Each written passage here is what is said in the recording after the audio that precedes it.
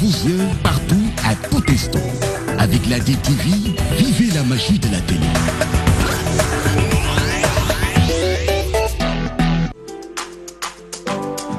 Pour l'organisation de vos salons, foires, conférences, Escaf Event met à votre disposition du matériel de dernière génération. Des chapiteaux de plus de 1000 m², des tentes de 9 m², des tables et des chaises standards, des tables et des chaises VIP, des écrans plats de dimensions variables et des panneaux numériques. Escaf Event, c'est aussi vos événements clés en main avec du matériel de sonorisation high-tech et des estrades pour podium. Escaf Event, une expertise avérée pour l'organisation de salons, foires et conférences. Escaf Events, l'assurance d'un événement réussi.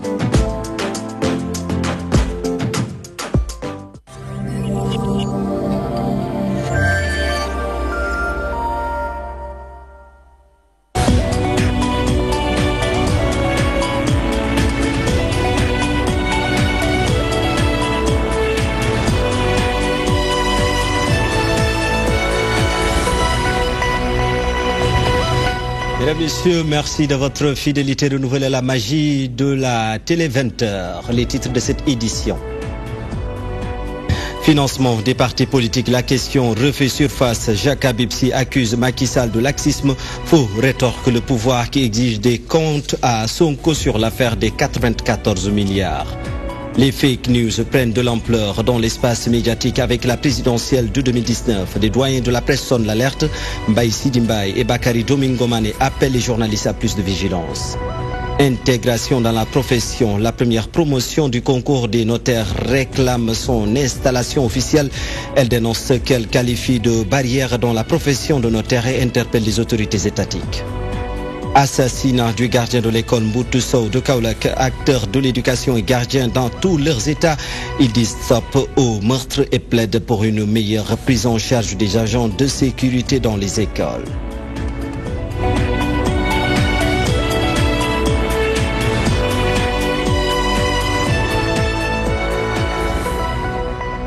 Mesdames, Messieurs, bonsoir et bienvenue si vous nous rejoignez sur la DTV politique et financement des partis.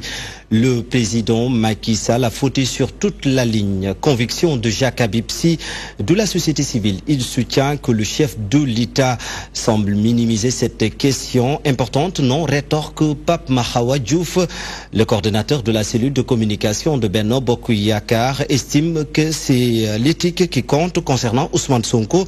L'apériste invite le leader du PASTEF à apporter des preuves palpables pour mettre au clair cette histoire de 94 milliards. Philomentine. Les sources de financement des partis politiques au Sénégal, une question toujours évoquée mais jamais élucidée. Ce membre de la société civile estime que le président de la République a failli sur la question. En réalité, même lorsqu'on a convié les Sénégalais à un référendum, il a été question de réformer le financement des partis politiques. C'était un point extrêmement important. Or, ce qui a été promis n'a pas été délivré. Et ce qui se passe, c'est que, comme d'habitude, nous avons affaire à des lobbies. Donc, on peut dire que sous ce rapport, le président Macky Sall a largement fauté, a largement raté le coche et n'a pas été là où le peuple sénégalais l'attend. Il ajoute que la Constitution ne règle pas entièrement ces questions. La Constitution ne règle pas entièrement, malheureusement, la question du financement des partis politiques.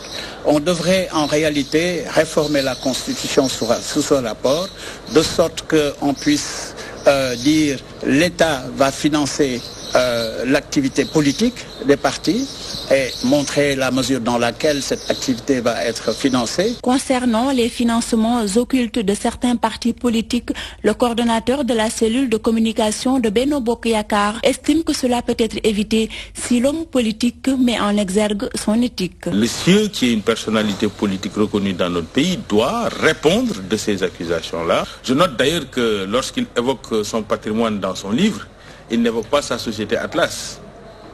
Et donc la société qu'il n'évoque pas existe. Donc vous voyez, il y a quand même, au-delà de toutes les règles qu'on peut avoir, c'est l'éthique individuelle qui compte. C'est l'éthique des hommes politiques et des acteurs gestionnaires dans l'administration aussi, qui va faire la différence. Ainsi, des mesures idoines doivent être prises afin de mettre un terme à la financiarisation occulte du processus politique. Pendant ce temps, Pastef et son leader font face à de nombreuses accusations. Ces derniers jours, des accusations qui font poser de sérieux doutes sur leur avenir politique. Des professionnels de la communication parlent de stratégie politique. Ben Maktar Gueye et Babacar John pensent que c'est de bonne guerre. Ils sont interrogés par Penda Badji. Des candidats à la présidentielle les plus populaires, Ousmane Sonko est à la une de l'actualité politique suite aux nombreuses accusations qui s'enchaînent contre sa personne. Selon l'analyste politique, cette situation s'explique par la crainte qu'inspire l'homme à ses concurrents. Ils ont réussi à faire, en tout cas d'Ousmane Sonko, le principal challenger de Macky Sall. On n'entend pas les autres. Pourquoi, par exemple, on n'entend pas Idriss Seck? Pourquoi on n'entend pas les autres, Madi Kenya, le PUR, en tout cas tous ces candidats? À chaque fois qu'il réagit, c'est des réponses à tout va. Cela veut dire que donc le pouvoir est au courant de ce que représente Ousmane Sonko. S'ils réussissent à dire qu'Ousmane Sonko a été impliqué dans cette affaire des 94 milliards, notamment avec la sortie de Madiambal Diagne, oui, ça peut porter un coup dur à l'image de Ousmane Sonko. Des accusations non fondées qui peuvent en rien ternir l'image du leader du PASTEF. Selon le directeur de l'information du groupe des médias, c'est une stratégie politique pour semer le doute dans la tête des Sénégalais. En évoluant dans le secteur des impôts et domaines, peut-être qu'il a eu à tremper dans certains dossiers, il a eu à bénéficier de certaines choses. Je mets le tout au conditionnel. Et si cela est avéré, mais c'est normal que le retour de bâton s'enchaîne. Ce qui a été publié aujourd'hui dans l'affaire Tullow Oil, surtout venant d'une consoeur britannique, ça crédibilise un peu. On s'est dit, mais il faut amener le Sénégal à se poser une question. Est-ce que Sonko est aussi blanc qu'il essaie de le faire paraître? Quand cette question va tarauder les esprits des Sénégalais, la chute sera entamée. Qu'en est-il de l'avenir politique du leader du PASTEF? Macky Sall a compris que l'objectif de Sonko, ce n'est pas cette élection. Il se positionne pour 2024. Parce que tous ces vieux renards, dinosaures politiques vont partir à la retraite après février 2019. Macky Sall aura la liberté de gouverner avec qui il veut. Ousmane Tanor Dieng, Niasse et compagnie vont partir. Maintenant, Sonko, c'est celui qui se positionne le mieux pour 2024. La présidentielle 2019 n'a pas donc fini de révéler tous ses secrets et chaque candidat a plus que jamais intérêt à surveiller ses arrières. Babacar John s'est aussi prononcé sur les cas Khalifa et Karim. L'analyste politique pense que ces derniers doivent établir un rapport de force pour pouvoir participer à l'élection présidentielle de 2019. Le voici avec Penda Badji. À moins d'un forcing de la part du président Macky Sall, Khalifa Sall doit se présenter à l'élection présidentielle. Maintenant, est-ce qu'il peut tout simplement faire son quartier général à partir de Rebeuss, ou tout simplement donc il va sortir, bénéficier d'une liberté provisoire et peut-être donc faire face au président Macky Sall. Pour le cas de Karim Wade, c'est un peu plus compliqué. Maintenant, si le Conseil constitutionnel décidait d'écarter Khalifa Sall et Karim Wade, là donc les gens seraient obligés peut-être de se regrouper au niveau de pôle. Mais ce que je veux dire, les candidats n'ont pas intérêt également à se laisser faire. Ils doivent se battre jusqu'au bout pour savoir s'ils vont bénéficier, s'ils vont être reconduits ou pas. Il y en a qui commencent à dire que le parrainage devrait être écarté. Bon, des gens comme Malick Gakou ont la possibilité de faire des recours. Et même Khalifa Sall et Karim Wade ont encore la possibilité, même si le Conseil constitutionnel ne les mettait pas sur les listes, ils ont la possibilité de faire des recours. Mais je crois personnellement que c'est un rapport de force. Si l'opposition parvient, ils devaient le faire depuis longtemps. Ils ont attendu donc assez tard pour réagir. Mais la politique, c'est un rapport de force. Invalidation de candidature, pilule difficile à avaler pour Malick Gakou et ses militants. Ces derniers dénoncent un complot dont le seul but est d'écarter leur candidat de la présidentielle de 2019. Ils ne comptent pas s'arrêter en si bon chemin et promettent de saisir les juridictions compétentes, nous dit Ahmad Kourouma, coordonnateur départemental du Grand Parti à Guédiawaye. La candidature de notre leader, le président Malick Gakou, a été invalidée. Mais nous croyons que nous sommes toujours dans la course. Nous serons candidats parce que l'article L57 nous invite à déposer un recours on déposera ce recours. Donc on nous demande 540 parrains, nous en avons plus de 40 000. Donc où est le problème? Quand on doit être un candidat, c'est parce qu'on a des parrains. On a ces parrains-là, on ne peut être invalidé. Nous invitons donc les Sénégalais, la société civile, nous invitons l'opposition à fédérer les forces comme un seul corps pour faire face à ce qu'on pourrait appeler une démocratie féodale. Le président Macky Sall a ralenti ou a d'une certaine manière destitué la démocratie du haut de son piédestal. Le Sénégal n'a plus de démocratie. Le Sénégal était un pays démocratique et vantait cette démocratie en Afrique et partout dans le Sénégal. Mais aujourd'hui c'est une honte que de se réclamer sénégalais face à ce président dictateur qui ne fait que dicter sa loi. Et face à cette dictature qui impose un bras de fer, il faudrait accepter le bras de fer, il faudrait accepter le combat. Et nous allons fédérer de ce point de vue toutes les forces vives de la nation, inviter le président Malick Gakou à agir comme il le faisait, c'est-à-dire mener le combat de l'opposition pour pouvoir libérer le Sénégal de cette aliénation. Autre point phare, annoncé en titre, les fake news. On en voit de plus en plus. Les doyens de la presse attirent l'attention des professionnels des médias et rappellent les règles d'éthique et de déontologie. Mbaye Sidi Mbaye et Bakary Domingo Mani invitent les journalistes à faire preuve de vigilance pour éviter la manipulation. Safia Tokoli. Mais juste et bien, l'une des règles de base du journalisme actuellement bafouée pour ce doyen de la presse, si un journaliste est manipulé, c'est soit par manque de vigilance, soit par ignorance. Un journaliste qui est manipulé, ou bien ce n'est pas un journaliste, ou bien parce qu'il veut bien être manipulé. La vigilance critique que l'on attend du journaliste, qui sait observer et qui sait distinguer la vérité du mensonge. Une profession noble mais remise en question à cause du non-respect de l'éthique et de la déontologie de la plupart des hommes de médias. Il faut dire que le journalisme d'abord c'est du professionnalisme. Ce professionnalisme-là ne change pas selon les circonstances. En tout lieu et en tout temps, un journaliste avant de donner une information doit la vérifier. Parce que sinon, qu'est-ce qui va se passer? Il donne une fausse information, il y a un démenti qui tombe, et vraiment, le démenti pour le journaliste, vraiment, c'est la sanction suprême. Mbaye Sidi Mbaye de rappeler les bases d'une bonne information. Si en âme et conscience, vous vous rendez compte que l'information que vous venez de cueillir, de recueillir, n'est pas bonne, n'est d'aucune utilité pour la société, eh bien, vous laissez au panier, c'est tout. Bakary d'inviter les professionnels des médias à la prudence pour éviter la manipulation. L'image du journaliste est salie parce que simplement, il y a des gens qui sont venus dans le métier qui n'ont rien à voir avec ce métier. Les sources d'information se multiplient, les supports d'information se multiplient.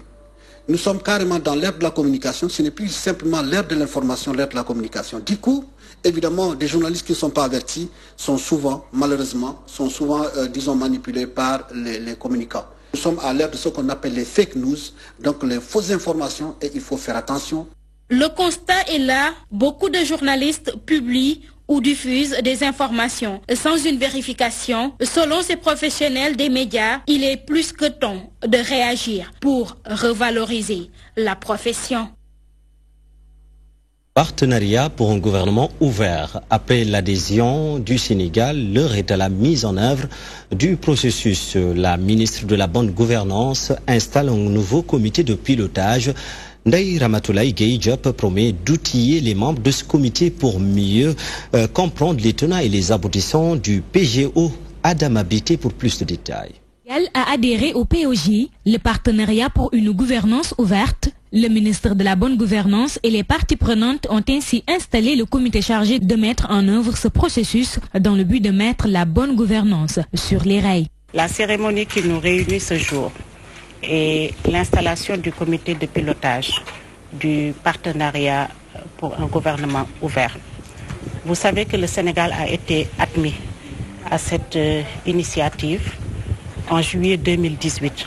Et cette initiative a été conçue en 2019 par 8 pays Et présentement, il y a 15 pays africains, 9 anglophones, 5 francophones qui participent. Une initiative internationale qui demande 4 critères pour y accéder, des critères que le Sénégal a réussi à satisfaire. Parce que le Sénégal a satisfait aux critères d'adhésion que sont l'accès à l'information, la transparence budgétaire, la déclaration de patrimoine et l'engagement citoyen. Et sur la base de la satisfaction de ces critères, et je dois préciser qu'aujourd'hui, seuls 14 pays africains, dont 5 francophones, ont eu à satisfaire à ces critères d'éligibilité. Ainsi, les partenaires vont procéder à des sessions de formation pour une connaissance du processus du PGO. Il y aura une séance de formation, une série de formations qu'on va dispenser. Et après ces formations, il y aura une campagne de vulgarisation pour que les gens soient sensibilisés sur le partenariat pour un gouvernement ouvert.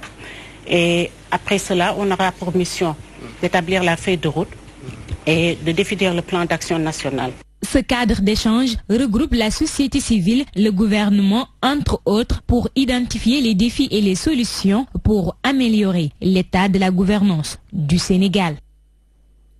104 milliards de francs CFA sont débloqués par la Banque mondiale pour accompagner la phase 2 du plan Sénégal émergent, une manne financière qui cible 2 axes prioritaires, l'énergie et les nouvelles technologies de l'information et de la communication. L'objectif visé à travers cette aide est de participer à la réduction du coût de l'électricité, nous dit Abdoulaye Ndiaye. Cette signature est le symbole d'une coopération entre l'État du Sénégal et la Banque mondiale. Cette grande institution financière a mis la main à la poche une valeur de 180 millions de dollars, soit une enveloppe de 104 milliards de nos francs débloqués. Une convention synonyme de respect d'engagement pris lors du groupe consultatif tenu récemment à Paris. C'est à cette occasion qu'il a été annoncé que les réformes accomplies ces dernières années dans le secteur de l'énergie, des télécommunications et de l'économie numérique ont permis de débloquer ce financement de 180 millions de dollars des États-Unis, approuvé le 14 décembre 2018 par le Conseil d'administration de la Banque mondiale. Ce que nous signons aujourd'hui et qui constitue le plus important appui budgétaire jamais consenti par la Banque mondiale ici au Sénégal. Un appui budgétaire jamais consenti au Sénégal, le mot est lâché. C'est pourquoi il aura un impact considérable dans le domaine de l'énergie avec une réduction des coûts de l'électricité, mais aussi garantir un accès aux services de télécommunication pour tous. Le paiement régulier des factures des entités publiques autonomes, l'assainissement des relations entre la société d'électricité et les administrations fiscales, afin de réduire considérablement les prix de l'électricité. Dans le domaine des technologies de l'information, les points d'amélioration porteront notamment sur l'environnement de travail des opérateurs de télécommunications. À ce titre, un code des communications électroniques a été adopté ainsi que ses décrets d'application, afin d'atteindre l'objectif d'accès à Internet pour tous. Si la Banque mondiale appuie le Sénégal, c'est parce qu'elle est séduite par sa gouvernance. Suite aux résultats obtenus à la phase 1 du plan Sénégal émergent et pour une meilleure utilisation de cette manne financière, l'État du Sénégal rassure.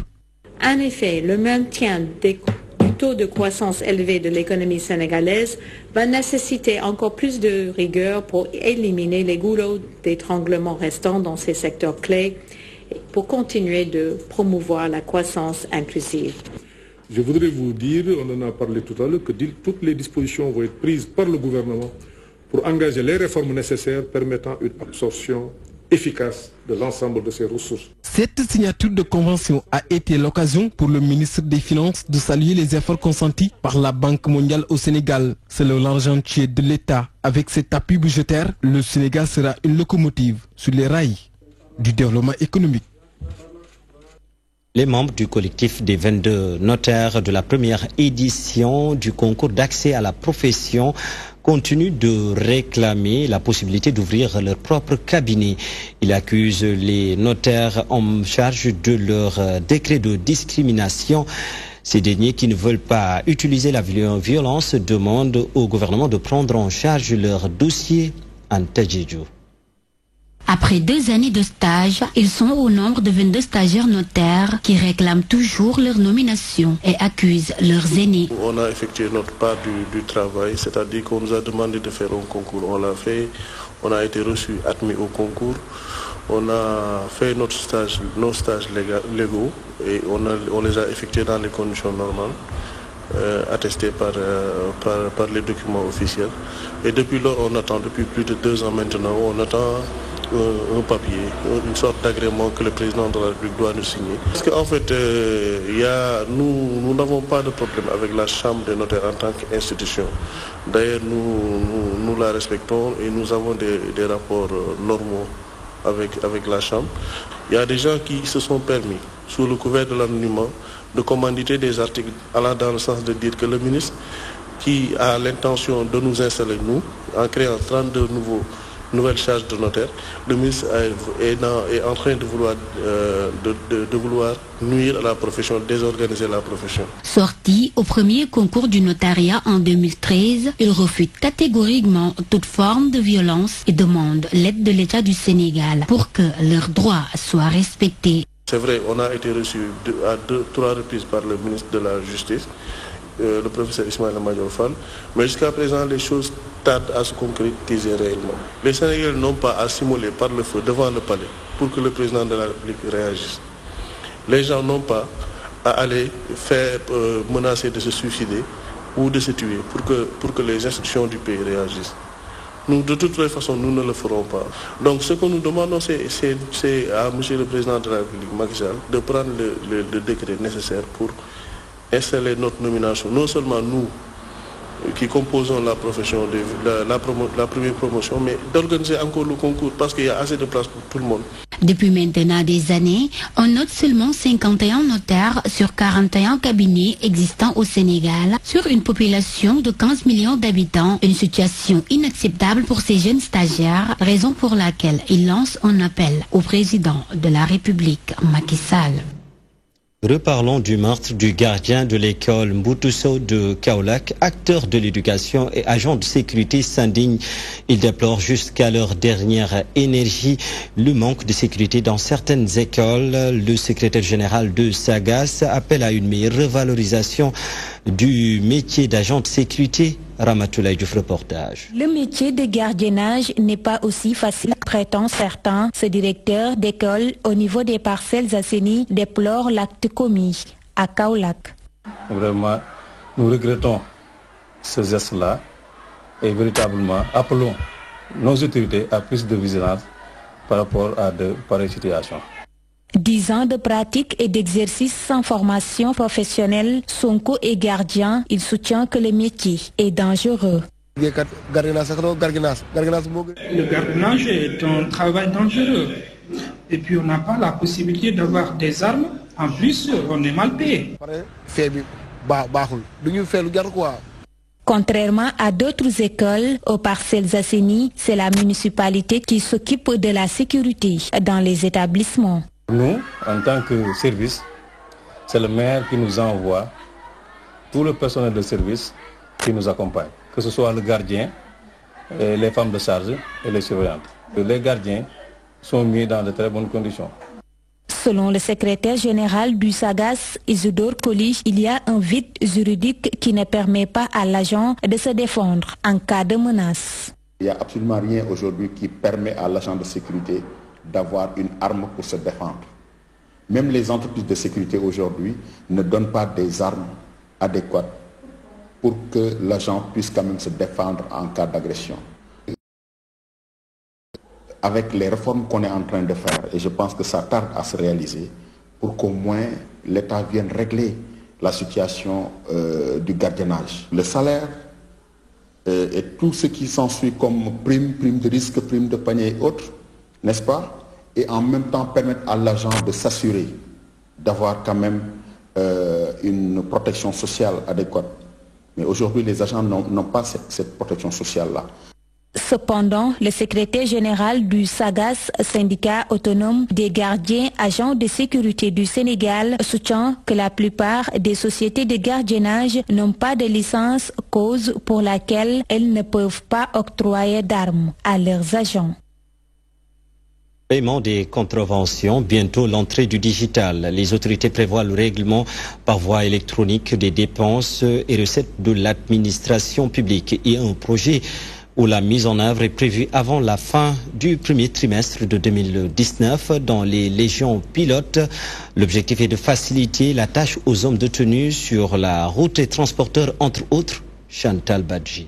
Lutte contre la corruption routière au Sénégal, l'État a mis sur pied des réformes dans les dispositions du Code de la route. Les contraventions ne seront plus matérialisées par du papier, mais plutôt électronisées. Les policiers seront dotés de terminaux connectés qui feront que lorsqu'une infraction est constatée avec un usager, au lieu de lui faire un papier, on lui notifie l'infraction, il peut payer sur place et à partir du terminal de l'agent de police, il peut envoyer un rapport aux deux ministères concernés, à savoir le ministère des Finances et la direction des Transports. Un grand bond en avant dans le secteur routier selon cet automobiliste. Les conducteurs auront la possibilité de contester le procès verbal de l'agent de la circulation. Il va vous demander de payer une caution, en fait pas de payer, de déposer une caution à la hauteur de l'amende.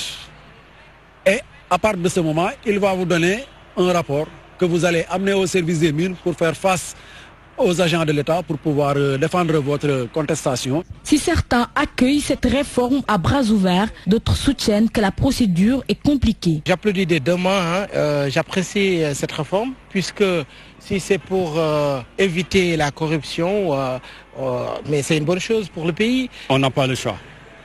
On a le choix de l'accepter parce qu'on est tous des conducteurs.